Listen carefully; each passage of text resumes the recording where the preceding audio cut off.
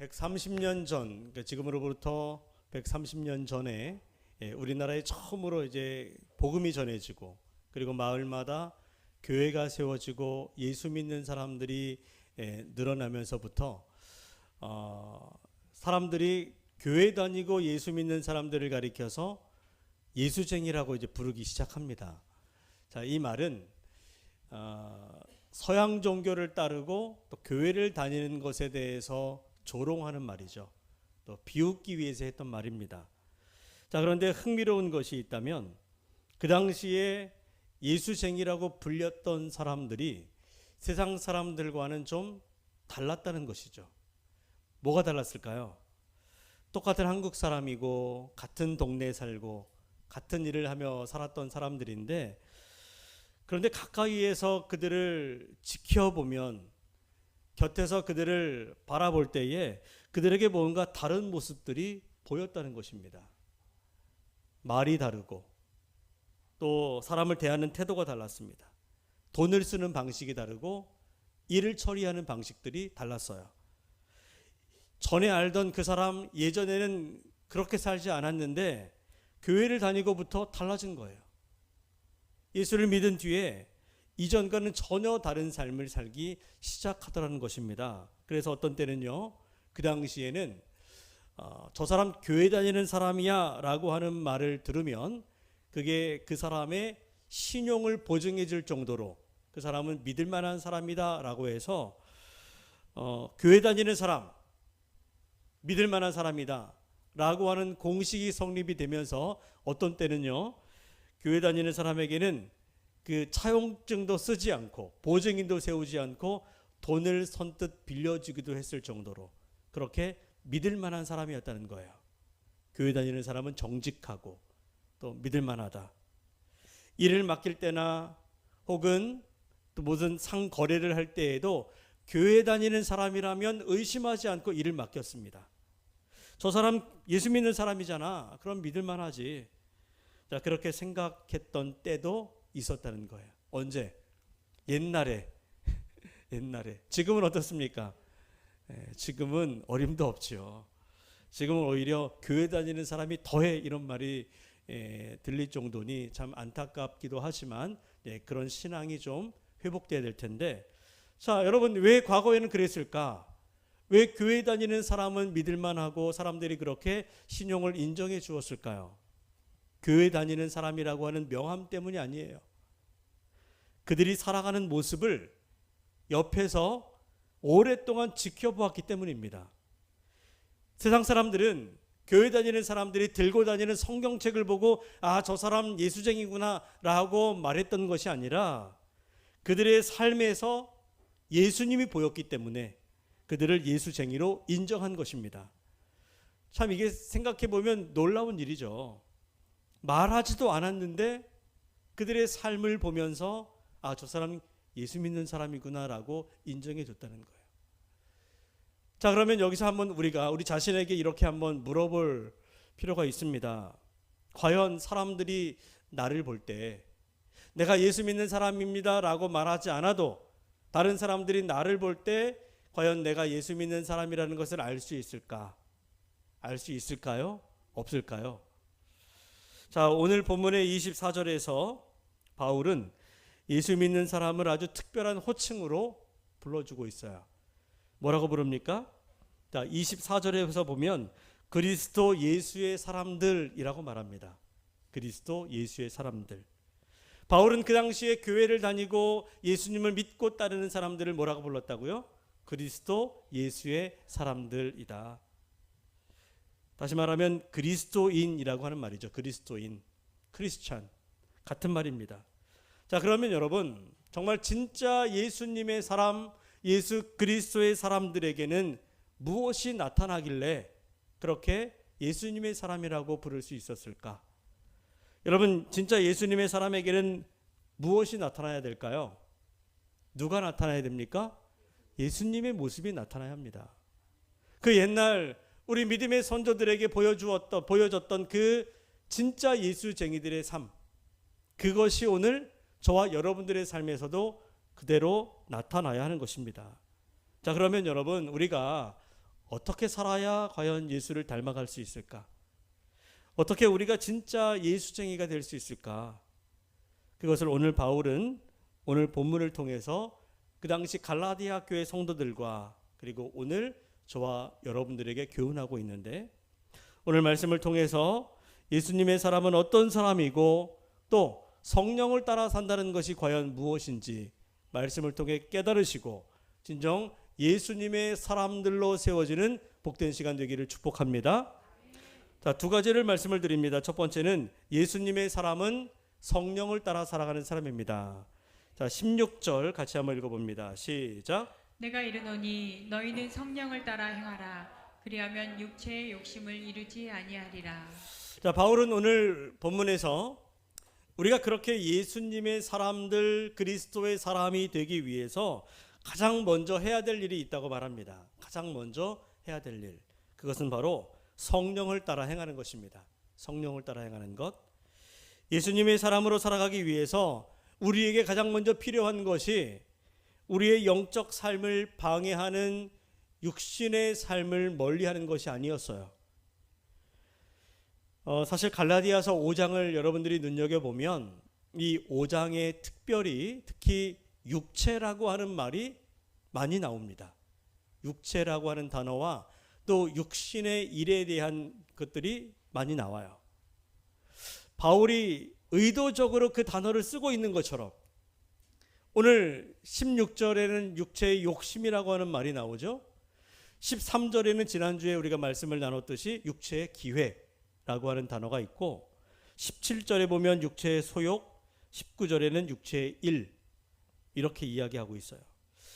자, 이처럼 육체를 강조하는 것은 어쩌면 바울이 그 육체의 일을 멀리하라고, 특별히 주의하라고 그렇게 경고하는 경계의 말을 하는 것처럼 들려줄 수 있습니다. 그래서 우리가 예수의 사람이 되려면 이 육체의 일을 멀리해야 되는구나 라고 생각하기 쉽지요. 자, 그러나 사실은 그게 아닙니다.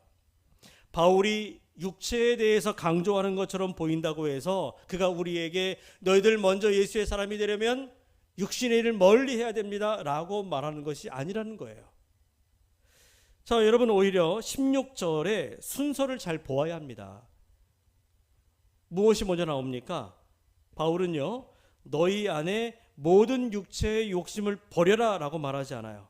오히려 반대로 너희는 먼저 성령을 따라 행하라. 성령을 따라 행하라. 그리하면 육체의 욕심을 이루지 아니하리라. 순서가 중요합니다.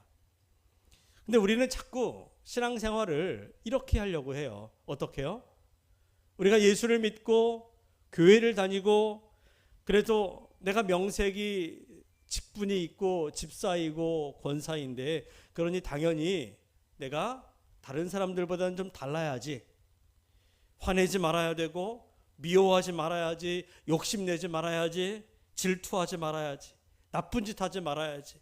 이렇게 우리는 마음에 스스로 그렇게 신앙생활을 무엇을 하지 말아야 되는 것으로 생각하면서 사실 그렇게 하지 않으려고 노력하지요. 그런데 여러분, 이상하게도 그렇게 하지 않으려고 하면 할수록 오히려 하지 말아야 될 것들이 때로는 더 크게 보일 때가 있습니다. 예를 들어 여러분, 제가 여러분들에게 한번 이렇게 한 가지 시켜볼 텐데 한번 저를 따라서 잘 해보세요. 자, 여러분, 지금부터 10초 동안 10초의 시간을 줄 테니까 10초 동안 절대로 강아지를 생각하지 마세요. 개를 생각하지 마세요. 자, 시작.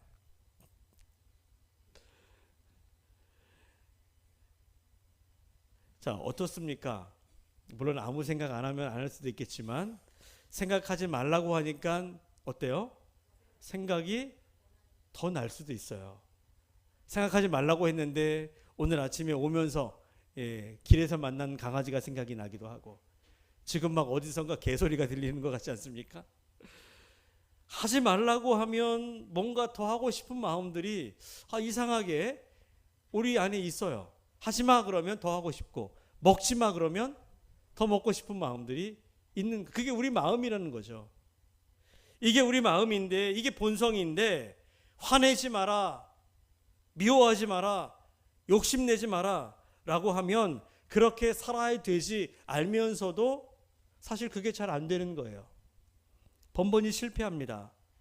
그리고 때로 실패할 때마다 하지 말아야 되는데 또 하고 나서, 화내지 말아야 되는데 욱하는 마음에 또 화를 내고 나서, 실패하고 실수하고 나서 왜 나는 이거밖에 안 될까? 나는 왜 이렇게 믿음이 약할까? 자신에게 실망하게 되고, 또 이런 일이 계속 반복되다 보면 신앙생활이 기쁨이 아니라 짐이 되는 거예요. 부담이 됩니다. 교회만 오면 늘 그냥 그렇게 살지 못한 것에 대한 죄책감 때문에 죄인으로 앉아 있는 거예요. 죄인으로. 여러분들의 마음이 무거워질 수밖에 없습니다. 그러니 신앙생활이 기쁠 수가 있겠어요? 그래서 바울은 오늘 본문에서 신앙생활을 할 때 신앙생활의 초점을 바꾸라는 거예요. 초점을. 육체의 일에 집중하지 말고 성령께 집중하라는 것입니다. 육체의 욕심, 육체의 일을 버리는 것에 초점 맞추지 말고, 하지 말라는 것 안 하려고 애쓰지 말아라. 오히려 성령으로 행하는 일에 초점을 맞추라는 것입니다. 그렇게 되면 육체의 욕심이 더 이상 우리를 지배하지 못하게 되고, 우리 안에 성령께서 우리를 이끄시는 대로 순종하는 성령의 사람이 된다라는 것이죠. 그래서 오늘 바울의 말씀이 중요합니다. 성령을 따라 행하라, 그리하면 육체의 욕심을 이루지 아니하리라. 자, 그러면 여러분, 바울은 성령을 따라 행하라고 했는데 중요한 건 성령이 무엇인지를 알아야죠. 성령이 누굽니까? 여러분, 성령이 무엇입니까? 이게 중요하죠. 내가 따라야 될 성령이 누군지, 도대체 그게 뭔지 알아야 따르든지 말든지 하지. 자, 우리가 신앙생활을 하다 보면 여러분들이 교회에서 자주 듣고 또 많이 듣는 말 가운데 하나가 성령이라는 말입니다. 그렇죠? 성령 충만해라, 성령을 받으라, 성령님 역사하여 주옵소서, 우리 이런 기도도 하죠. 자, 이처럼 교회에서 성령을 많이 이야기하는데 사실 솔직히 우리는 정작 그 성령이 누구인지, 성령이 무엇인지를 잘 알지 못하는 경우가 있다는 것이죠. 여러분, 성령은 한마디로 말하면 성령은 이렇게 설명할 수 있습니다. 성령은 하나님의 영으로서 지금도 이 세상과 우리 안에 역사하고 계시는 하나님이시다. 다시, 성령은 누구예요? 하나님의 영으로서 지금도 세상의 역사 속에서 그리고 우리 안에서 일하고 계시는 하나님이시다. 자, 여러분, 하나님께서 육신을 입으시고 이 땅에 오셔서 우리와 함께 하시면서 그 하나님의 놀라운 사랑을 보여주신 분, 그분이 누굽니까? 예수님이에요. 그리고 예수님이 떠나신 다음에 성령을 우리에게 보내주셨다고 했는데, 그 성령은 하나님의 영으로서, 하나님의 영으로 우리와 함께 하시면서 우리로 하여금 하나님의 뜻을 깨닫게 하시고 또 우리를 예수님처럼 살아가도록 이끌어 주시는 분이십니다. 자, 그래서 정리하면 성령은 세 가지로, 첫 번째는 성령은 누구의 영이에요? 하나님의 영이시다. 두 번째, 성령은 지금도 우리 안에 역사하고 계시는 하나님이시고, 세 번째, 성령은 우리를 누구에게로 이끌어 가십니까? 예수님께로 이끌어 가시는 분이시다. 자, 이렇게 쉽게 설명할 수 있겠습니다. 자, 그래서 성령을 따라 행한다는 것은 그냥 우리가 어떤 이상하고 신비하고 정체를 알 수 없는 어떤 힘에 이끌려서 살아가는 것이 아니에요. 우리 안에 분명히 거하시면서 내 마음을 하나님의 뜻대로 감동시키시고, 그래서 우리가 매 순간에 예수님의 길을 따라갈 수 있도록 인도하시는 그분, 바로 하나님이십니다. 자, 여러분, 때로 여러분들 그런 경험이 있을 거예요. 아마 여러분들이 지금 성령님이 내 안에 계실까? 아마 그게 좀 궁금해 하시는 분도 있을 것 같아요. 내 안에 성령님이 안 계신 것 같기도 하고 계신 것 같기도 하고, 말씀에서는 성령이 내 안에 내주하신다고 하는데 성령이 계시는 게 티가 안 나요. 느껴지지가 않아요. 그래서 잘 모릅니다. 자, 그런데 여러분, 아마 이런 경험들이 있을 겁니다. 누군가 나를 화나게 했을 때, 내 성질을 건드렸을 때 여러분 어떻습니까? 내 마음에는요 제일 먼저 이런 생각이 떠올라요. 육체의 생각이죠. 누군가 나를 욕하고 또 괴롭히고 내 성질을 건드렸을 때 내 마음에 욱하는 성질이 되살아나서 내 속에서 이런 생각이 떠오릅니다. 야, 너도 한마디 해. 하려면 더 세게 해야 돼. 당한 만큼 갚아줘야 돼. 저런 인간 앞으로 상대하지 마. 상대할 가치가 없어. 무시해. 뭐 이런 말들이 계속 떠오릅니다. 누가 주는 생각이에요? 내 육체의 욕심이 주는 생각입니다. 그런데 그런 생각으로만 끝나는 게 아니에요. 내 안에 또 다른 생각들이 떠오릅니다. 어떤 말입니까? 내 안에 계신 성령께서 주시는 하나님의 마음이 우리 안에 떠오르기도 해요. 누군가 나를 화나게 했을 때 한쪽에서는 똑같이 그렇게 화를 내라, 한마디 해라 라고 말하지만 또 한편에서는 한 번 더 참아. 너가 먼저 용서해라. 너가 먼저 손 내밀어라. 이런 마음도 들어요. 그래요, 안 그래요? 그렇습니다. 그 마음은 누가 주는 마음일까요? 여러분들이 착해서 드는 생각입니까? 여러분들이 바르게 살아가니까 그런 마음이 드는 거예요? 아닙니다. 누가 주는 거예요? 성령님께서 내 안에서 주시는 음성이죠. 때로 물질 앞에서 육체의 욕심은 이런 생각을 우리에게 줍니다. 더 많이 가져야 돼. 더 많이 챙겨. 다른 사람 주지 마. 아깝잖아. 그거 왜 줘? 이런 생각들이 듭니다. 그러나 또 한편에서는 성령께서 우리 안에 주시는 생각이 있어요. 조금만 양보해라. 너도 충분히 가졌잖아. 가진 것을 조금만 나눠. 그러면 더 좋아질 거야. 이런 생각들. 그렇게 끊임없이 우리 안에서 나의 육체의 욕심과 또 한편에 성령께서 내게 말씀하실 때가 있는데 그 순간 내가 어떤 방향을 택하고 어떤 방향으로 나아갈 것인가. 그 선택은 누가 하는 거예요? 내가 하는 거죠. 육체의 욕심을 따라 행할 것인가? 아니면 성령께서 이끄시는 대로 따라 순종할 것인가? 그 선택은 순전히 내가 하는 것입니다. 그래서 여러분, 성령을 따라 행한다는 것은 우리의 매일의 일상의 순간마다 어떤 선택의 순간마다 성령께서 주시는 감동을 따라서 주님이 가셨던 그 예수님의 길을 선택하는 것이죠. 그게 바로 성령을 따라 행하는 것입니다. 자, 여러분, 창가에 화분을 놓아두면 화초가 자라는데 어느 쪽으로 자랍니까? 햇빛이 비치는 쪽으로 자라가죠. 가만히 두면 빛이 들어오는 방향으로 향하게 되어 있습니다. 자, 하지만 그렇다고 해서 처음부터 화초를 갖다 놓으면 곧바로 햇빛이 있는 쪽으로 몸을 확 돌리는 게 아니에요. 화초가 서서히 조금씩 우리가 느끼지 못할 정도로 천천히 그렇게 향해서 마침내 빛을 향해 기울어지죠. 저는 우리 신앙도 마찬가지라고 생각합니다. 우리도 마찬가지예요. 성령을 따라 살아가는 사람은 처음부터, 예수 믿는 사람은 처음부터 완벽한 믿음으로 주님을 완벽하게 따르는 사람이 아니에요. 꾸준히 내 안에서 말씀하시고 나를 이끌어 가시는 성령의 감동에 조금씩 내가 순종하면서 그렇게 한 걸음 한 걸음씩 주님을 향해 나아갈 때 어느덧 주님을 닮아가는 사람이 되는 거죠. 그래서 어제보다 오늘 조금 더 예수님께 가까이 가고 오늘보다 내일 조금 더 예수님께 가까이 가는 사람.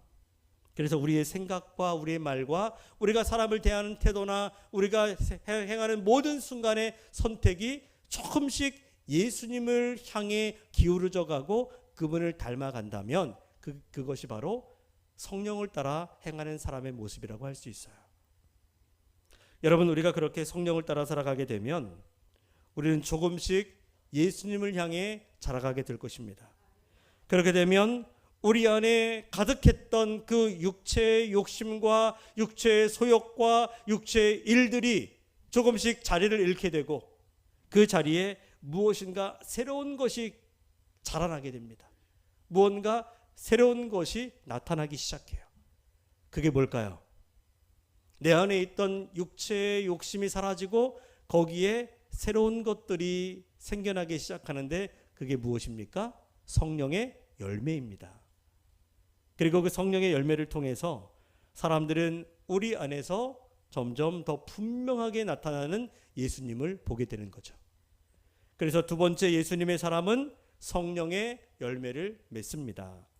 자, 우리 한번 22절과 23절을 같이 한번 읽어볼까요? 시작. 오직 성령의 열매는 사랑과 희락과 화평과 오래 참음과 자비와 양선과 충성과 온유와 절제니 이 같은 것을 금지할 법이 없느니라.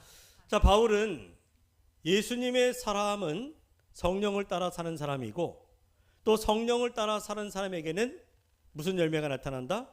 성령의 열매가 나타난다고 말합니다. 자, 이 말을 역으로 말하면 성령의 열매가 보여지는, 성령의 열매가 있는 사람은 곧 성령을 따라 행하는 사람이고 그런 사람이 예수님의 사람이다 라고 말할 수 있는 거죠.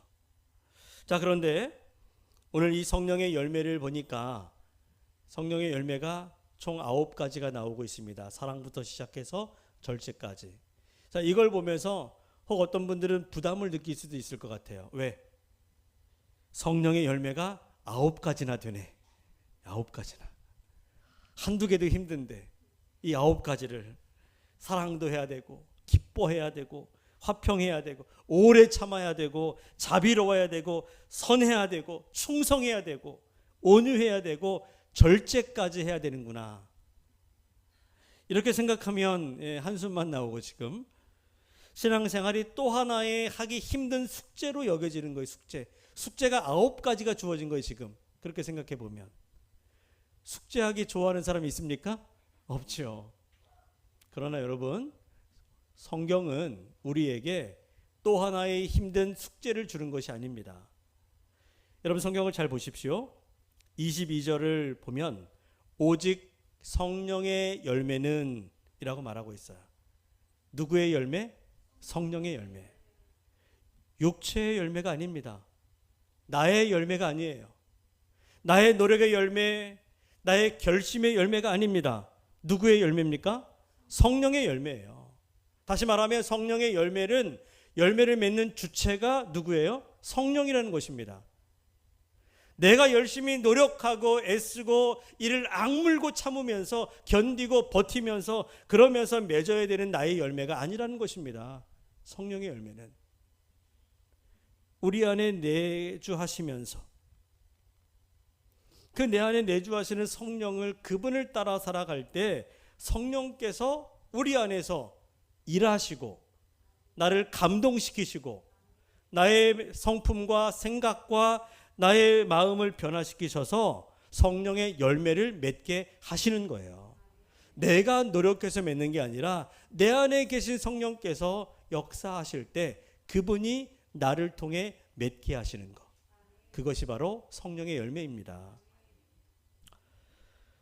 그 2차 세계대전 당시에 그 네덜란드의 코리텐 붐이라고 하는 그 그리스도인이 있었습니다. 이분이 이제 여성이신데 2차 세계대전 당시에 독일군에게 쫓기는 유태인을 숨겨주었다는 이유로 그 가족들이 다 붙잡혀가요. 그리고 그 악명 높은 포로 수용소에 갇혀서 거기서 이제 고문을 당합니다. 그리고 고문 끝에 그 가족들을 거기서 다 잃게 돼요. 말할 수 없는 아픔과 슬픔을 겪었습니다. 자, 그런데 그 차갑고 어두웠고 냉랭한 포로 수용소에서도 하나님은 살아계셨고 그녀를 만나주셨고 거기에서 뜨거운 하나님의 은혜를 체험하게 돼요. 그리고 나서 그 모진 고난과 고통을 견디어내고 2차 세계대전이 끝난 다음에 포로 수용소에서 이제 나오게 됩니다. 그리고 그곳에서 경험했던 그 하나님의 크고 놀라운 은혜를 많은 곳에 다니면서 간증하게 되었어요. 참 은혜로운 삶을 보냈습니다. 자, 그러다 어느 날 이 코리텐 붐 여사가 독일에서 이제 간증할 기회가 주어졌어요. 독일이 어딥니까? 그녀를 포로 수용소에 가두고 고문하고 가족들을 잃게 만들었던 장본인들이잖아요. 그 나라잖아요. 근데 거기에서 이제 간증을 할 기회가 주어졌습니다. 하나님이 주신 마음을 가지고 그 강단에서 용서에 대한 설교를 했어요. 용서. 하나님은 용서하십니다. 우리 다 용서합시다. 참 은혜롭게 설교를 잘 마치고 이제 강단에서 내려오는데, 설교를 마친 다음에 내려올 때에 한 남자가 그녀 앞에 나타난 거예요. 이 코리텐분 여사는 그 남자의 얼굴을 보는 순간에 소름이 돋으면서 과거가 생각납니다. 그녀는 그 남자가 누구인지 그 얼굴이 분명하게 생생하게 기억이 나요.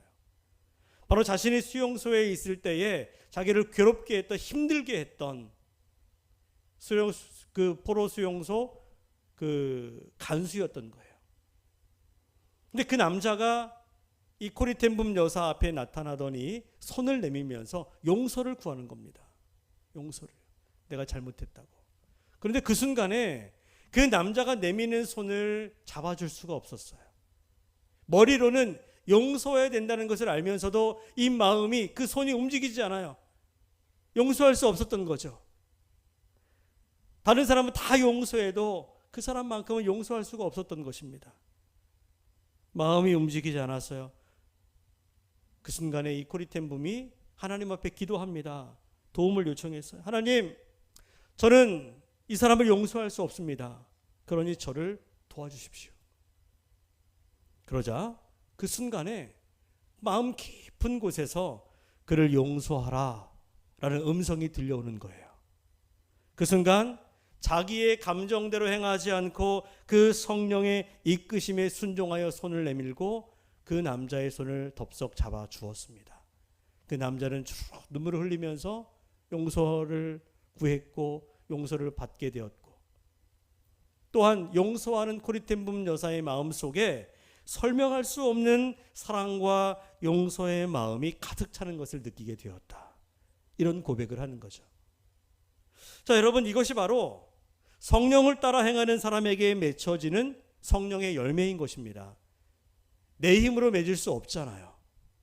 그럴 때 성령께서 주시는 그 마음, 그 힘을 의지하여 용서했을 때 용서의 열매를 맺게 되었던 것처럼, 우리도 내가 할 수 없지만 내 안에서 감동하시고 나를 이끌어 가시는 성령의 능력을 의지할 때 성령의 열매를 맺을 수 있게 되는 것입니다. 여러분, 사랑할 만하니까 사랑하는 게 아니에요. 내 성격이 좋아서 용서하는 것도 아니고, 내 힘으로는 사랑할 수 없는 사람을 성령의 도우심으로 사랑하게 되는 것, 이것이 바로 예수님의 사람에게 맺혀지는 성령의 열매인데, 여러분들에게 그런 열매들이 많이 맺혀지게 되기를 바랍니다. 자, 여러분, 오늘 말씀을 다시 한번 생각해 보기를 원합니다. 과연 예수님의 사람은 누구일까? 예수님의 사람은 어떤 사람일까요? 예수님의 사람은 흠이 없는 사람이 아니에요. 육체의 욕심이 한 번도 생기지 않는 사람이 아닙니다. 예수님의 사람이라 할지라도, 예수를 믿고 예수를 따르는 사람이라 할지라도 실수하고 넘어지고 언제나 사랑만 하는 사람도 아니죠. 그러나 예수님의 사람은 누굽니까? 성령을 따라 살아가려고 하는 사람이에요. 예수님의 사람은 성령을 따라 행하려고 애쓰는 사람이죠. 내 힘으로 나를 고치려고 애쓰는 사람이 아니라 성령께서 나를 예수님께로 이끌어갈 때에 그 성령의 이끄심에 순종하여 조금씩 조금씩 주님께로 가까이 다가가는 사람, 그런 사람이 바로 성령의 사람입니다. 그리고 여러분, 성령의 사람은 누구예요? 성령의 열매를 맺는 사람입니다. 자, 여러분, 성령의 열매를 생각해 볼 때 열매라고 하는 것이 하루아침에 갑자기 달립니까? 아니죠. 시간을 지나면서 조금씩 조금씩 자라가고 익어가는 거죠. 우리에게 맺히는 성령의 열매도 마찬가지입니다. 내가 예수를 믿는다고 해서, 교회에 다닌다고 해서 하루아침에 성령의 열매가 주렁주렁 내 삶에 달리는 게 아닙니다. 성령의 이끄심에 순종하는 그 작은 한 걸음 한 걸음의 순종의 발걸음이 쌓일 때 성령께서 우리 안에 작은 열매를 맺게 하시고 이걸 자라게 하시고 익어가게 만드는 거예요. 그래서 성령을 따라 살아가면 어제보다 오늘 아주 조금 더 사랑하게 되는 거고, 오늘보다 내일 조금 더 품어줄 수 있게 되고, 조금 더 오래 참게 되고, 조금 더 온유해지는 마음을 갖게 되는 거죠. 그러다 보면 나도 모르는 사이 어느 날 사람들이 내 모습을 보면서 이렇게 말하게 될 겁니다. 아, 저 사람은 뭔가 다르다. 저 사람은 뭔가 다르다. 아, 저 사람의 모습 속에 예수님의 모습이 보인다. 저 사람은 정말 예수 믿는 사람이구나 라고 하는 것.